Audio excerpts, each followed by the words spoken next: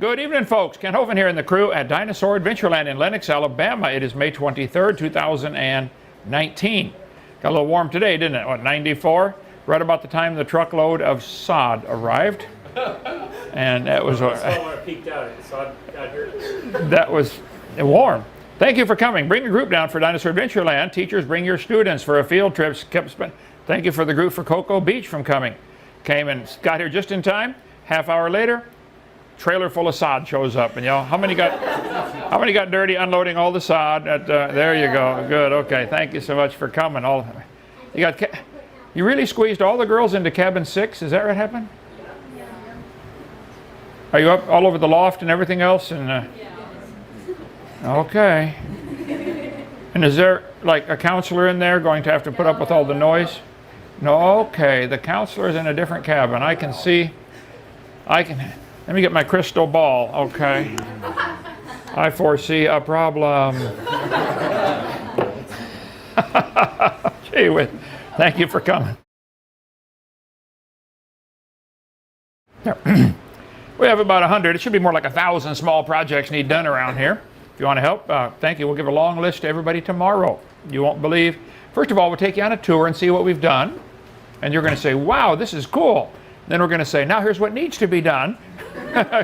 Get to work. We got lots to do.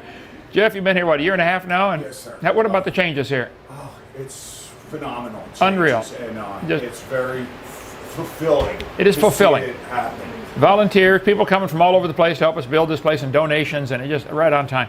If you have any cool items or collections you want to donate or loan to DAL, we'd like to get all kinds of stuff. We're going to have a whole section on man and dinosaurs, day 6, when God made man and animals. We want some things to show the ingenuity of man, like the knot collection, all the different knots. No animal in the world does anything similar to that. We're not just an animal. We're created in God's image. There's much difference between man and animals. Okay, if you'd like to help us stay open for free, join our 777 Club. Steve, a guy called me today and said, I've been trying to click that button. I clicked and clicked and nothing happened. What button? To join the 777 Club. They click the donate button. Donate button. The yellow donate button. Oh, I bet he clicked the circle button. I don't know how to do it. Okay, but it's working. Yeah, okay. The yellow donate. Not The yellow donate button, okay. Like one lady brought her computer back in, she said, the cup holder broke. It was the little DVD holder, Oh well. Somebody said, they texted back to tech support and said, it says press any key, and I don't see an any key on my keyboard. An any key. Yes, sir. Forget to mention the fireworks. Oh yeah, fireworks. If you want to help with that, come on down July 3rd, the day before. Have a fireworks display if you want to donate to help buy some or bring some down. This is Alabama. You got to have redneck fireworks in Alabama. Okay. We can invite the community? Sure, anybody can come, yeah. Well, tonight we'll take you guys up on the sand dune. You're going to say, oh my. You live in Cocoa Beach or near there, right? Some of you probably never seen the stars in your life. I mean, you're going to see them tonight. I'm talking about, wasn't that cool last night? We went up there and said, oh my. Wow. Remind me to get my laser pointer to show the stars. Okay, point them out. All right. If you'd like to help us join our 777 Club, make any checks to CSE. Okay, we have boot camp coming up in 3 weeks. Panic time. We got lots to do around here.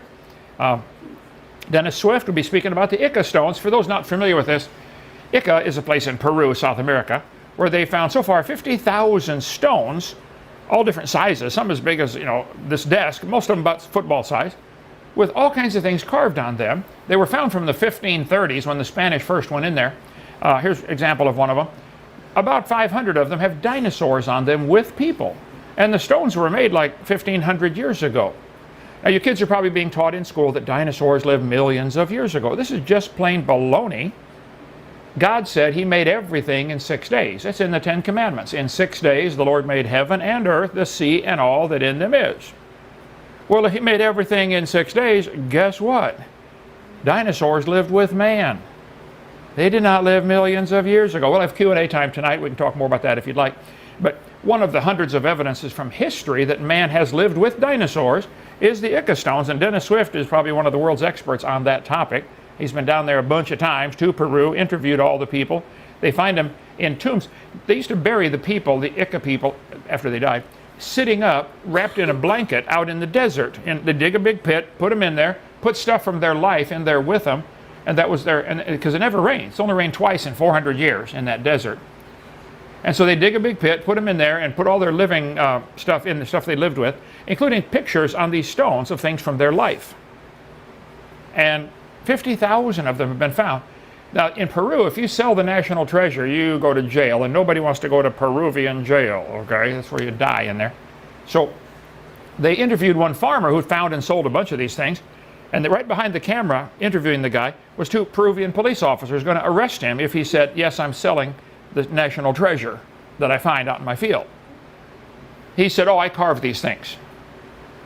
So he lied to save his own skin, and that atheists are having nuts spreading that lie all over the place. Oh, those aren't real, those are fake. This farmer admitted he's carving them. Well, I don't think the farmer was around in 1535 when the Spanish conquistadors reported these things. All for the last 400 years they've been finding these things. It's true, the farmer carved a couple, but he didn't carve 50,000 of them. He's busy farming. The guy can't even read. And he tried to carve a couple. He tried to carve a couple on camera to show he's carving them. It looks like child's play compared to these things, which are cool. He found 50,000 on his own farm? No, so a total of 50,000 have been found. Okay. One doctor down there, Dr. Cabrera, who died last year or a couple of years ago, he had a huge collection of like 12,000 of them in his place in Peru someplace. Dennis will tell you all about it. Yep. Can you show some slides of some of them besides those, like more? I'd have to go to a different PowerPoint, but Does 10% of them have dinosaurs on them? Or? about 500 out of 50,000, so 1% would have dinosaurs on them.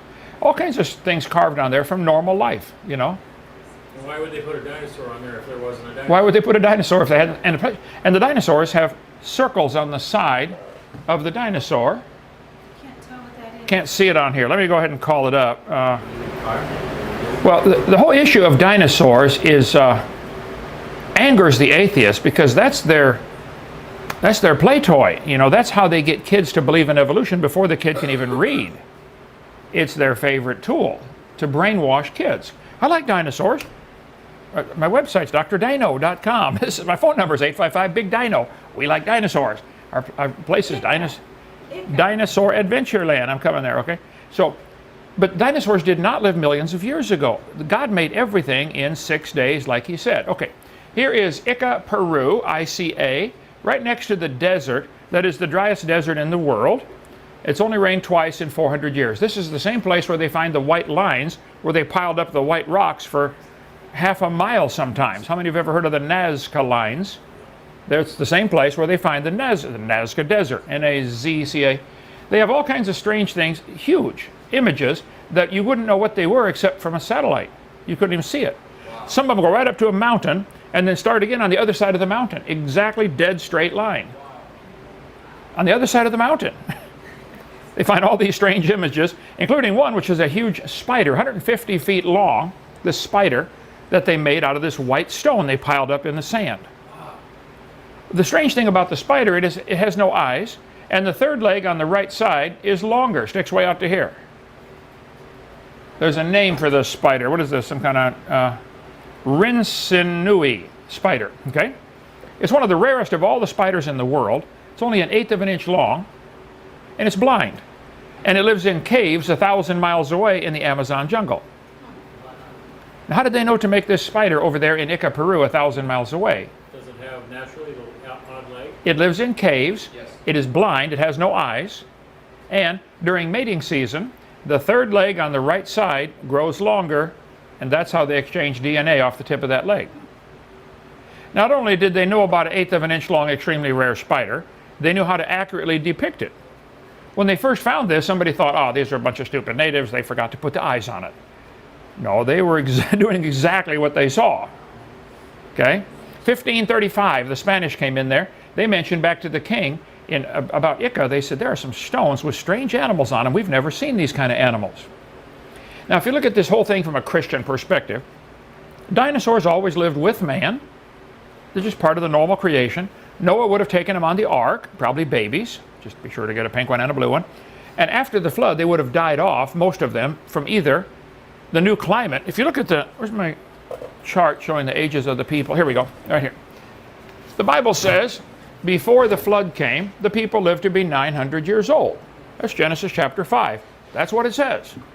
And there are hundreds of flood legends of people talking about this big flood in the days of Noah. And there are dozens of legends of what's called the Golden Age. Cultures all over the world, we showed some the other night, they say, you know, man used to live to be 1,000. Why would there be so many stories about a Golden Age? Well, maybe because man used to live to be 1,000, or nearly. According to the Bible, it was 900. And reptiles never stop growing. Even today, reptiles never stop growing till they die. So reptiles during this time frame would get 40, 50, 60 feet long. That's the age of dinosaurs with Adam and Eve. Noah took them on the ark. After the flood, though, you see the dates in the Bible show clearly that lifespans shortened to 400, then 200, then 100. Something changed because of that flood. Bring it up during Q&A if you'd like. But I think dinosaurs died off two problems. Man was hunting them and killing them, but they didn't call them dinosaur, they called them dragon. The word dinosaur was just made up in 1841, so they wouldn't call them that. 1,000 years ago, there was no word. Somebody said, dinosaurs not mentioned in the Bible. Well, computers aren't mentioned in the Bible either, okay? They were invented after the Bible was written. But the strange creatures that were found carved on these stones. Here's Dennis Swift holding one. There, Dennis and I. There, okay. These Nazca burial stones. Dr. Cabrera, who just died here a couple years ago, collected them and wrote. Now, he believed in evolution. But he wrote extensively on the Nazca burial stones. He said, and he lives there. He's Peruvian. He said the Nazca civilization was 300 BC to 800 AD.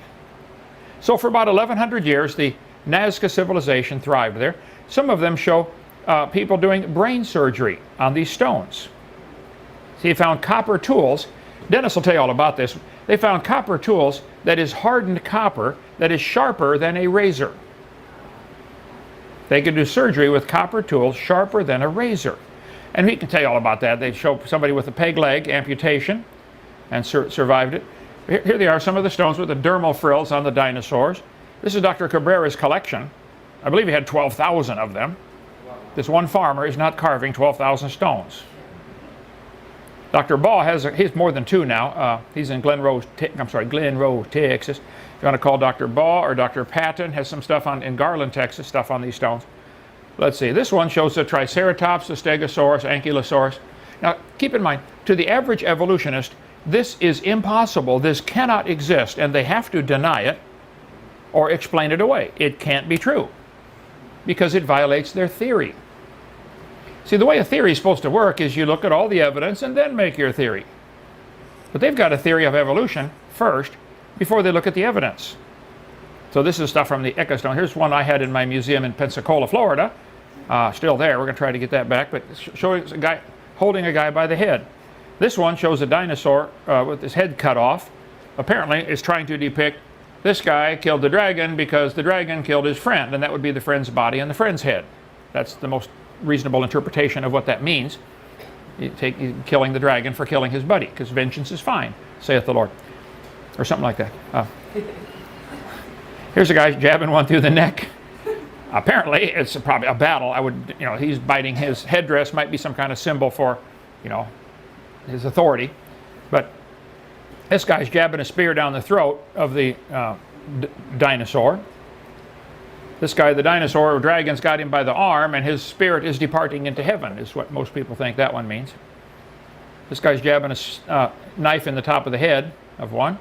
Many of them show circles on the side, which is very strange. That's me in my younger years, from 20 years ago. Have I aged? Don't answer that, okay. They show the circles on the side of these. This is Dr. Ball's museum. Why would they put circle patterns on the side on these stones? Well, it's interesting. Just 20 years ago, for the first time ever, they found fossilized dinosaur skin. Or else it's made a target. Well, target, yeah. But the circles had circles on the side. The skin, apparently, there's some of the skin right there, had these circles on the side. One most logical theory is this is a heat sink. Reptiles can't maintain body heat like you and I can. Alligators go out and lay in the sun to get warm, don't they? They have spots on their body that absorb the heat more to help warm them up. Reasonable interpretation. Anyway, there's a guy cutting the head off of one, a guy riding one. I don't know which ones Dr. Swift is going to bring. There's a guy apparently petting one, so it looks like they could be made as like our lizards. Can a lizard be made friendly? Well, wait till you see our little three-horned Jackson chameleon. He comes to me because I grab him around the neck, say, come here, and he comes. They find pottery. Here's the way they would bury the people in Ica down there from, 1,500 years ago, sitting up with a blanket wrapped around them. The blanket oftentimes has dinosaurs on it. Dr. Swift will bring some. But this is amazing fabric. These blankets have, let me get it here, good thread today, good clothing today has about 80 to 100 threads per inch, called TPI. How many threads are there per inch? The record Nazca fabric has 696 threads per inch. Nearly 700 threads per inch. That's fine fabric. Anyway, we'll talk more about that later. Okay, so dinosaurs. Let me close that out and go back to where I was. Q&A, slide number 17. Dr. Cabrera published a book with a picture of all the ones that he had. Dr. Cabrera published a book, and the book is in here someplace if you want to look at it. It's in Portuguese, or no, not Portuguese, Peru. Spanish or Portuguese. That would be. Does it have the pictures of it? Yeah, it has a bunch of his books in here somewhere. I can't read any of it, but Peru would be Spanish. Brazil would be Portuguese. Who cares? They do, but I don't. Okay, Dennis, Paul Abramson's going to be speaking about the flood legends. Why would there be 330 flood legends? Because there was a flood. That's why. And then Dr. Boyes will be speaking on he's a genius. Okay, we need some more license plates. Here is what our license plate-osaurus looks like at night. Wow. I went out 4 this morning with the flashlight and said, let's show you what this looks like. Is that cool or what? I'm sure the satellites cruise by over Dinosaur Adventureland and say, oh no, there's a dinosaur down there. How tall is it from the ground to the head? How tall from, I don't know. Wow. I would be guessing 45 or 50 feet, probably. It's on the side of the sand dune. We'll show you guys that tonight when we go see the stars. Okay. But we need more license plates to fill it in. If you want to help, we need probably, I think that's 500 license plates on there right now, so we need a lot more. Did anybody find the box that was down by the pavilion? I think those guys that left this morning that were here for 3 days, the guy and his son, they put on all that we found. Okay. And they looked down there. Okay. This is our Junkosaurus, made out of a bunch of junk metal welded together. And here is the long neck Liftosaurus at 4 in the morning. You can climb it if you'd like. There's no cargo net. There's yet. no cargo net under it. If you fall, the ground will stop you eventually. But we now have these dermal frills up the legs, and we're putting the pulleys up under the neck to have a long neck. It'll be ready in the next couple days. Yes, ma'am? What is it going to be? Good question. We don't know. Yes, we do. We do? We really don't have a plan around here. Depends what it evolves into. We eat a lot of pizza with peanut butter on it late at night, and then you wake up at 2 in the morning with really cool ideas. Like, whoa.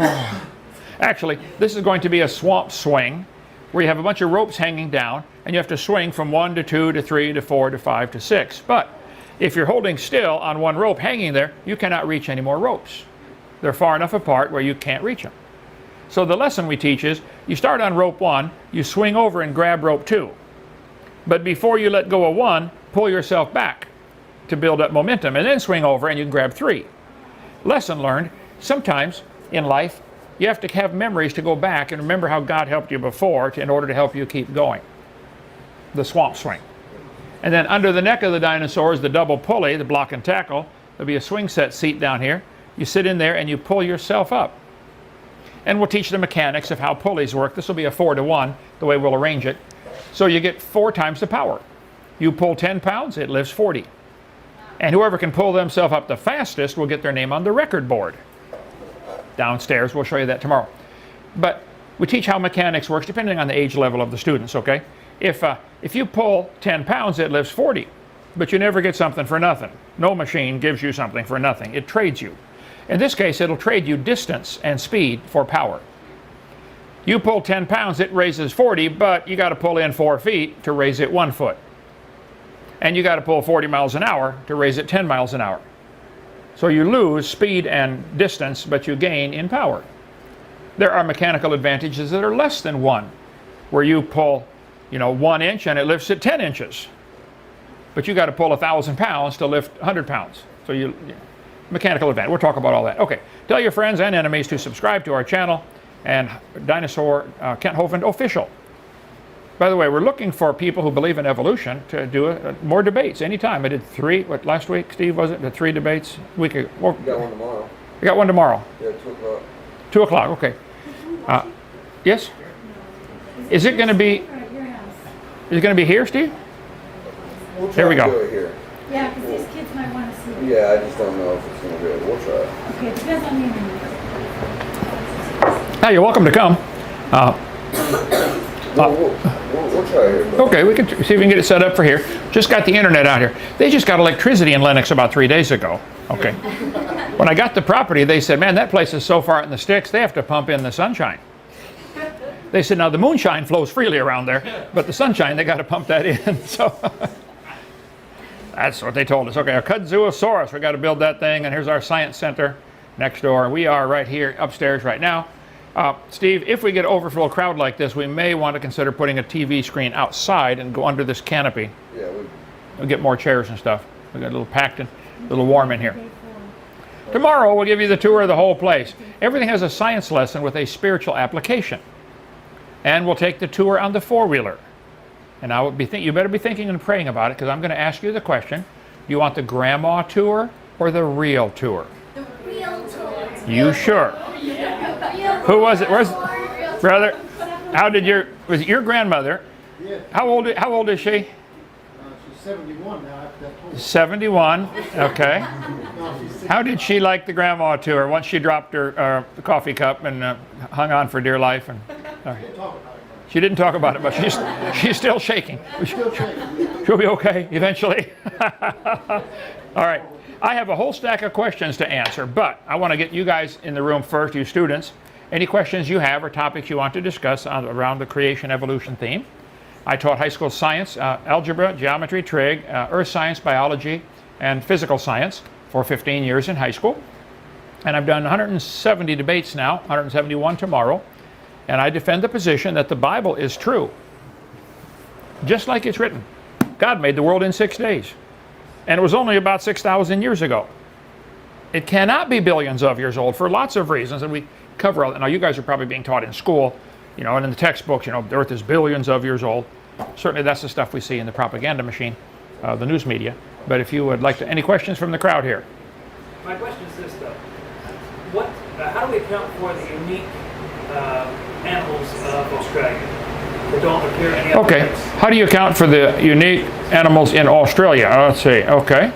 I think the question has a built-in assumption that the world then was like it is today and Australia would be separated. Let me see if I can get up to that right one here. Today, of course, the Earth is 70% underwater and only 30% is land. And to get to Australia, you have to cross over a bunch of water.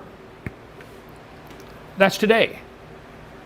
Before the flood, I don't think it was that way at all. I don't think the world at that time bears any resemblance to what we see. Because after the flood, the Bible says in Psalm 104, the mountains arose, the valleys sank down. So during the flood, Noah was in the ark for a year. The rain was only 40 days and 40 nights, but he was in that boat for a year. The water kept coming up for 150 days. So on my video number, let's see, here we go. Well, flood legends. Yeah, let me just start here. If you watch seminar part 3 called Dinosaurs in the Bible, you can get my whole seminar series for $50. It's 18 hours long. And you can watch it and copy it and return it and get your money back. I used to... Are you healthy if you're volunteering? Yeah. You get free stuff. I used to loan my videos out, but I learned right away that Christians don't steal, but they borrow and never return. Okay. Here's the country of Turkey today. Over here at the corner is a mountain range called the Mountains of Ararat, right near the Armenian border, which is right near Iran and Iraq, a very politically unstable area. Okay, not a safe place to go visit right now. On a Turkish... What? We could take them, let's go. We could take them, yeah. On a Turkish map, the name of it's named right there, Noah Ungumshi, which means Noah's big boat. It's right on the Turkish map. They've got signs, drive right to it. Drive to Noah's Ark, okay, if you go over that way. The Bible says the ark rested in the 7th month upon the mountains, plural, mountains of Ararat. I think it is very unlikely if the water's going down or the mountains are coming up, has the same effect. It's unlikely for a floating object to land on a mountain. Put a sponge in your bathtub and bring your knee up under it and try to get it to land on your knee. Sorry. It is probably going to drift off to one side or the other, right? So there are 4 theories about Noah's Ark that I cover on my video 3. Number 1, they say they took it apart, it's gone. They used the lumber. Number 2, it rotted, it's gone. Number 3, it's still on the mountain. Or number 4, it's down in the valley. I take the position that it's number 4. I don't think it's likely to land on a mountain, especially since that is a volcano, which still goes off once in a while. I don't think you're going to find an ark on there. Yes, sir. You know a lot more about it than I do, but the finding of Ron Wyatt that he found that That's, I'm going to show you right now. Okay. In 1960, Life magazine ran an article about one of the spy planes from America flew over there and took a bunch of pictures. And they said, what is this boat-shaped object right there? It's the middle of a mud flow / lava flow. Sometimes it's lava, sometimes it's mud, because Mount Ararat's covered with ice. So if the volcano blows, it melts the ice and you get a mixture of lava and mud and flows down this valley. So this mud flows there, got this weird thing in the middle of it. In 1978, there was an earthquake, and either it popped up or the ground fell down. Doesn't matter, the result's the same. It's now sticking up out of the ground 20 feet. There it is right there. So many people have gone in there and studied that. Ron Wyatt, you're talking about, WyattMuseum.com, did extensive research on there. He said, look, this is Noah's Ark. Some of the skeptics pointed out that when mud or lava flows around an obstacle, like a rock, it'll make a teardrop shape with a point. Well, that's correct. This one, the point is going uphill. If mud is flowing around an obstacle, the point goes downhill. This is not a mud flow around an obstacle, okay? Richard Reeves took over for Ron, and he now runs the ministry just up north of here in Cornersville, Tennessee, right on I-65. They say the boat has collapsed on itself and folded out to the side. It's much wider than it used to be.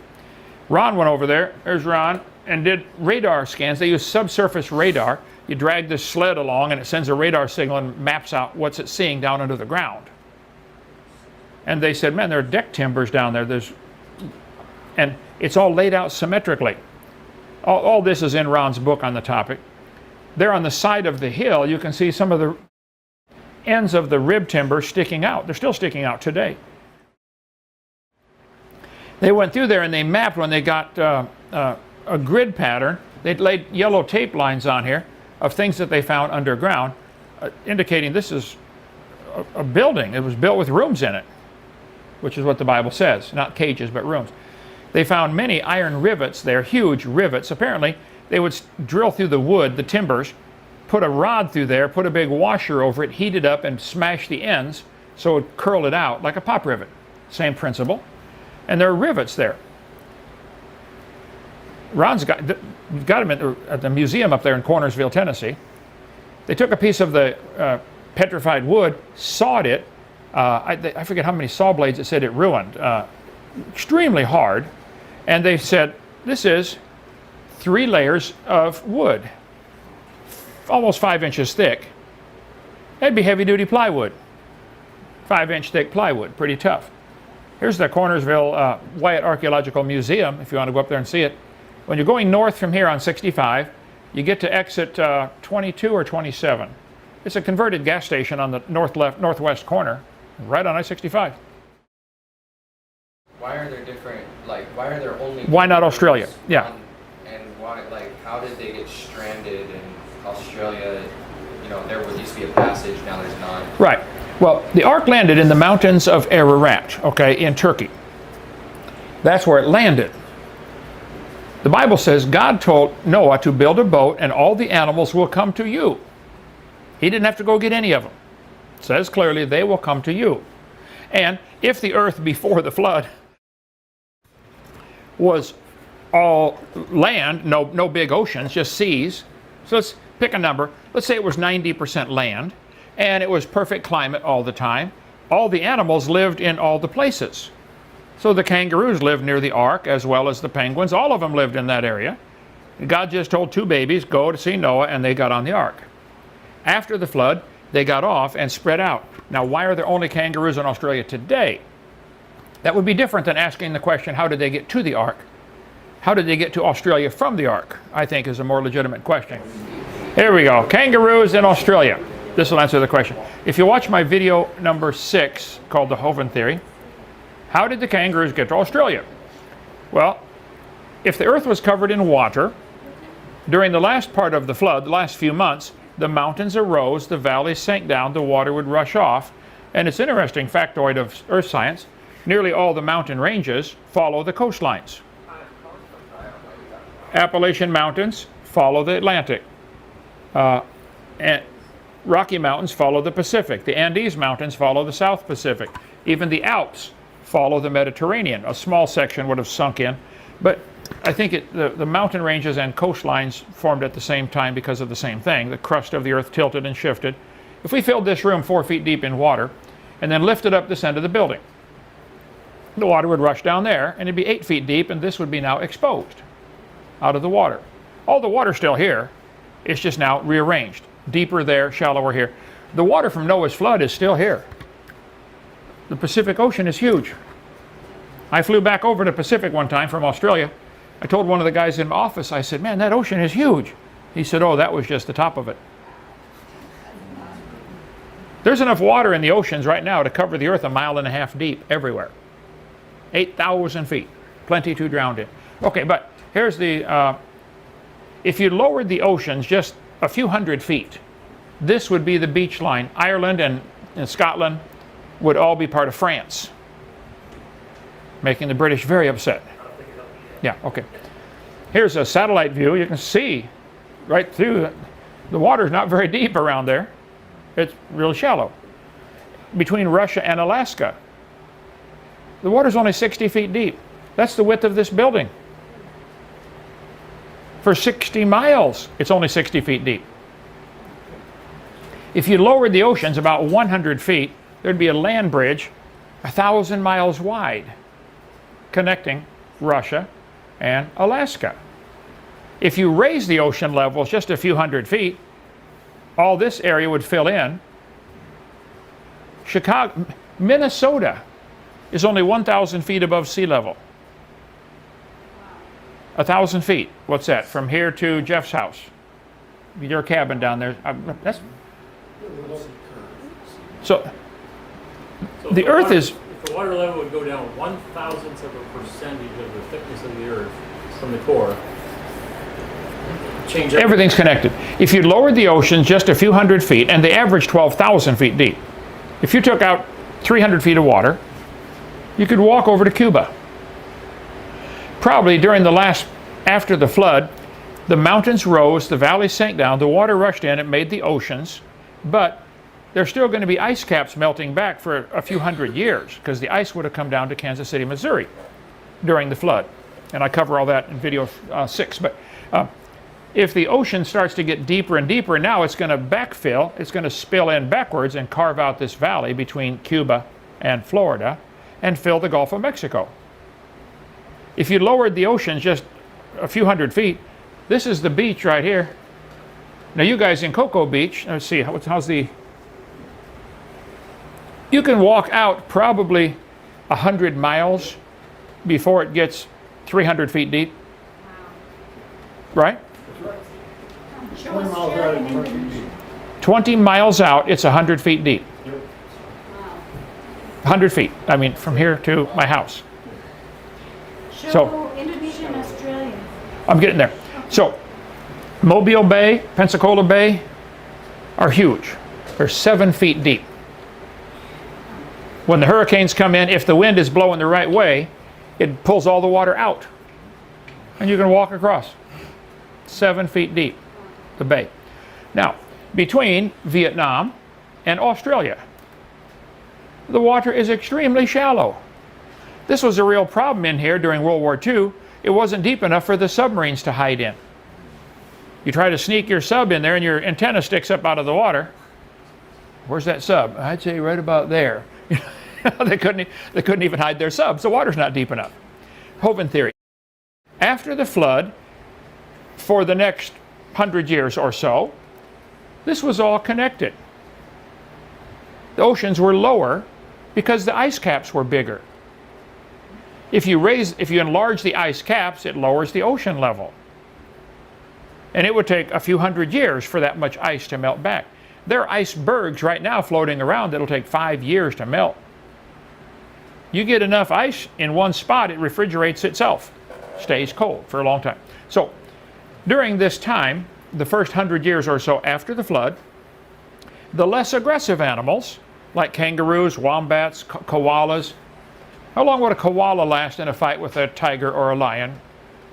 2 seconds. 2 or 3 seconds maybe, right? Okay. So the ark landed here. Over the next 100 years, just to pick a number, the animals would take off from the ark and spread out and have their families, and there would be a migration wave away from that area.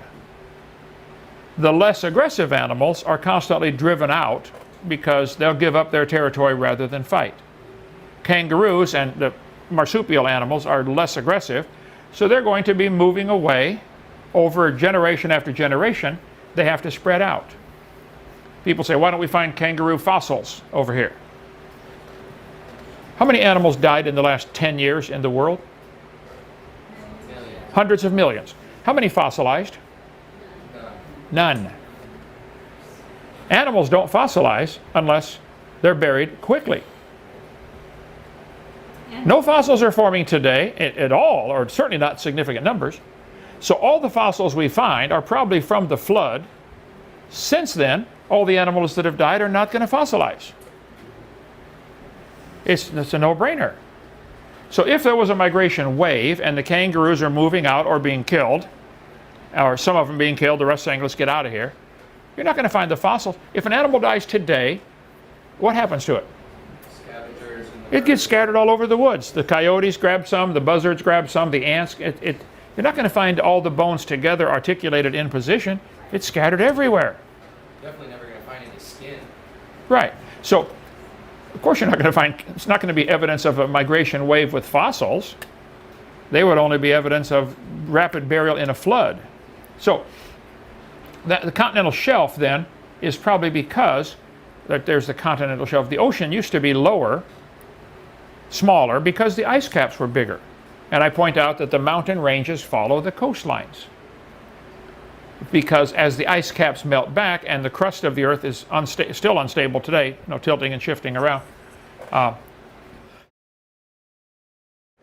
the flood geology is the only explanation that makes any sense. The Bible says in 2 Peter chapter 3, during the last days, the scoffers who scoff at the Bible would be willingly ignorant of the creation and the flood. That flood explains all the geology that we see. I take people on tours here at Dinosaur Adventureland, and I talk about the tides. Tide goes up and down. What's the tidal change there in Cocoa Beach? 5, 6 feet, Depending on time of the month. Okay, if it's spring tide, sun and moon pulling together, 5 or 6 foot, 6 or 7 feet. 6 or 7 feet, okay. Neap tide, if the sun and the moon are fighting, probably 4 feet, right? Right now, the tide starts building up. As the moon pulls the water up, the earth is spinning, and the tide bangs into something like South America or Africa, and it gets interrupted. If there were no continents to stop it, if the earth were covered in water, the tides would become harmonic. You musicians know about harmonic. You pluck one string and 3 more start vibrating down the keyboard or down the guitar. Well, a harmonic tide on the earth, if the earth were covered in water, the water would be up and down about 200 feet every 6 hours and 25 minutes. It would be a tidal change every 6 hours, except while we're spinning, the moon is also moving. So you end up with 6 hours, I think it's 6 hours and 25 minutes. Close enough, who cares? I lost interest. But now, think about it. If there was a 200-foot tidal change here in Lenox, Alabama, water comes up 200 feet, holds still for an hour, goes back down 200 feet. Where's all that water coming from to fill the bump? Sideways. At the same speed the Earth is turning. We are 31.3366 degrees north latitude. You can do the trig on that. We're turning 886 miles an hour right here. You guys in Cocoa Beach are probably a little more than that, probably 900 miles an hour.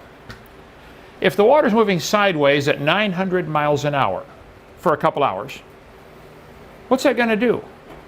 It's going to cause enormous erosion, especially if it's soft mud settled in the bottom. Things like Grand Canyon would be formed in days, not millions of years. If part of it was formed underwater especially. But it's going to take all the rocks and roll them against each other. How many have ever seen a rock tumbler before? A rock tumbler. You put a bunch of rocks in a rubber barrel and let it spin around and make noise for 2 weeks, and you pull them out and they're all polished and shiny rocks. The whole earth was a ginormous rock tumbler during Noah's flood. And you will see all over this property 400 trillion rocks that are rounded off. Gravel is rounded worldwide. Why would gravel be rounded? It's in a rock tumbler. Noah's flood.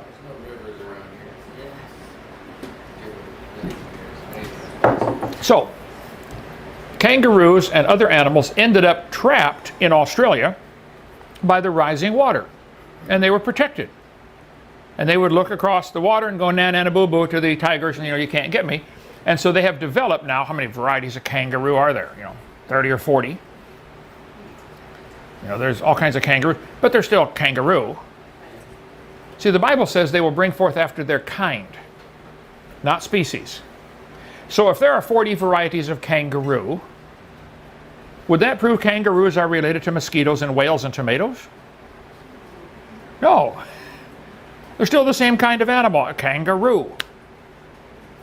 So that's the problem with the evolution theory. They're going to give the kids hundreds of examples of minor variations within the kind, like the 8 varieties of bears that we find. And they'll say, see, boys and girls, see how the bears have changed? There's 8 different varieties now. That proves we all had a common ancestor, which was an amoeba. It's an absolute propaganda brainwashing of the kids. It's sad. Other questions? Thank you for the kangaroo question. Yes, ma'am. The Ice Age, yeah, certainly there was an Ice Age. I covered that on video 6, okay? What about the Ice Age? There is overwhelming evidence from several fields of science that the Earth had ice all the way down to Kansas City, Missouri. Now, in Omaha, Nebraska, is there evidence of the Ice Age? That's okay. We actually drill our water wells based on the Ice Age. Okay. Because it pushed all the gravel on one side of the hills. Right. As ice is moving along, it plows ahead of it a pile of gravel and debris called a terminal moraine when it finally quits at the terminus. Along the sides, it makes layers of gravel called the lateral moraine, lateral for latissimus, on the sides. Okay. So there's distinctive, and all over Wisconsin, they build cities on top of these huge piles, and if you dig down, it's gravel, huge rocks under your house, okay? Moraines, terminal moraines. About 10... Nebraska's known for having an ocean under Nebraska. There's an ocean under Nebraska. An ocean under... Aquifer. The Ogallala Aquifer, is that the one, or is that... Yeah, okay. Huge amounts of gravel. Yeah, it's stored in the gravel, right. So I don't think anybody's going to argue, yes, there was an Ice Age. The question would be when and how does this fit, okay? Today, 10% of the Earth is still covered with glaciers. That's a lot of property, 10%. During the last Ice Age, this textbook says from NOOA, which is, I forgot what that stands for, it doesn't matter. Oceanic and atmosphere. Oceanic and atmosphere, okay. They said during the last Ice Age, 32% of the land was covered with ice. Well, now hold it. Where'd all that ice go? Well, it melted back. If it went from 32% covered in ice, covering way down here to Kansas City, melts back, what's that going to do to the ocean level? Raise it a couple hundred feet. 75% of the world's fresh water are stored in glaciers right now. Antarctic ice is more than 2.6 miles thick in some places. If all the land ice melted today, sea level would rise about 230 feet. I think Lenox is 350 feet above sea level, so we would be close to getting beachfront property. Wow. Yeah. Then the value of Lenox property would go up. Right, okay. We don't need that. Yes? Do you want me to go get the cube that shows how magnetic particles gravitate to the poles? Not yet. Let's finish. It's a little off topic from the question, but in the tour tomorrow, you guys see the thing about the magnetic field, okay? And the crystalline canopy. And the crystalline canopy. There's no question there was an ice age, but when was it? And the ice sliding different directions, generally away from the magnetic North Pole. I think the Earth, stronger magnetic field back then, the canopy above would collapse and be dumped on the poles. We'll cover that when we get into Q&A tomorrow. Ice, as it pushes out, it leaves behind a pile of gravel, a terminal more rain. Sometimes they're huge. I mean, thousands of square miles, and that's the Ogallala Aquifer. Now it's covered up with sediments, and it stores a lot of water in that gravel. You drilled, how deep you got to drill to hit it? 80 foot is a pretty deep well. 80 feet is a deep well. Yeah. I remember in Groveland, Illinois, south of Peoria, where I built my house, we put in a shallow well. The guy came out with a drill bit like 3 foot diameter. He's going to drill a 3 foot hole in the ground, huge drill bit, and then put in 2 foot casing and put the gravel on the outside and the well on the inside. He drilled down 3 feet, and the water started rushing in so fast. He kept drilling and drilling, and the water was pouring in. He finally put a sleeve down in, big huge pipe, and drilled inside the sleeve and let the sleeve fall down as he drilled. He got down 30 feet. He said, I cannot keep up. We're going to have to cap it off right here. I had a 30-foot well and all the water I wanted. My brother built his house next door in Groveland, Illinois, and he drilled down 75 feet and didn't hit a drop. He used to take my well and pump his well full of water. Oh, you can go 300 yards away and you have to drill You never, it's a, 500 feet. The sand is just dumped in lines. right, there was an ice age. I think, Hovind theory, the ice age coincides with Noah's flood. If the fountains of the deep broke open, like the Bible says, the water under the crust would come to the surface. The surface then would sink in a few hundred feet, causing the earth to speed up a little bit, because rock is denser than water. If an ice skater is spinning around and they pull their arms in tight, they spin faster. Stretch your arms out, you slow down. Divers all do that, tuck tight to spin fast. Well, if the earth were spinning 360 times during a year, maybe that's why we have 360 degrees in a circle, and 360 is used. During the flood, the water under the crust would come to the surface. The surface then would sink in the cavity, the gap it would form, the cavern, the word I'm looking for, and cause the earth to speed up a little bit. So now we have 365.2422 days per year. I'll show you what the Bible says on the topic. That's what I guess angers me, is the kids are taught, oh, the Bible's not a science book. Well, no, it's not written to tell you how to do heart surgery, but if it deals with the science topic, it is exactly correct. I've been studying it for 50 years. There are no scientific inaccuracies in the Bible. You think there are some? Let me know. The Bible says everything was made in 6 days. Well, that's the way it has to be. Plants are breathing in CO2, giving off oxygen. Animals breathe in oxygen, give off CO2. How long would the plants survive with no animals on the earth? They'd use up all the CO2. They reciprocate the gases. Bible says they're made a few days apart. No problem. Evolution says they're millions of years apart. Big problem. It's just not logical. Okay, what was the creation like? Let me get to that here. There's the canopy. Yeah, slide number 129. Alt-DV, 129, enter. Today's atmosphere that we're breathing has 6 layers to it. We live way down here in the troposphere where all of our weather takes place. But there's the troposphere, mesosphere, thermosphere, exosphere, ionosphere. Who cares? There used to be a 7th layer. It is now gone. According to the Bible, there was a layer of water or ice above the atmosphere. The canopy theory, I strongly believe in that. Other creationists do not. They're wrong. I'm right, okay? If you go straight up over your head right now, it's going to be 100 degrees day after tomorrow, they're predicting. When it's 100 degrees, go straight up 7 miles from here to Repton. Go straight up it'll be 100 below zero. Over the Sahara Desert, it's 100 below zero, 7 miles up.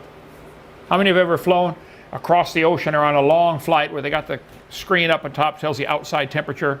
You know, here's our speed, here's the wind speed. And we came back from Australia and the pilot came on, he said, folks, we are caught in the jet stream. We have a 200 mile an hour tailwind. We're going 750 miles an hour. What was the temperature? miles an hour. Temperature was 100 below. So 100 below, 7 miles straight up all the time, okay? The Earth used to have a crystalline canopy overhead. It would be held up either by the magnetic field, like she'll show you tomorrow, or held up by air pressure, like a big inflatable building. But right there, all the air would be squeezed into maybe 7 miles instead of 60 miles like today. Would we be able to see through that canopy? Well, the Jews have always taught it was 2 to 3 fingers thick. If it was crystal clear ice, you would not only see through it, you would be like a magnifying glass. You would see even better.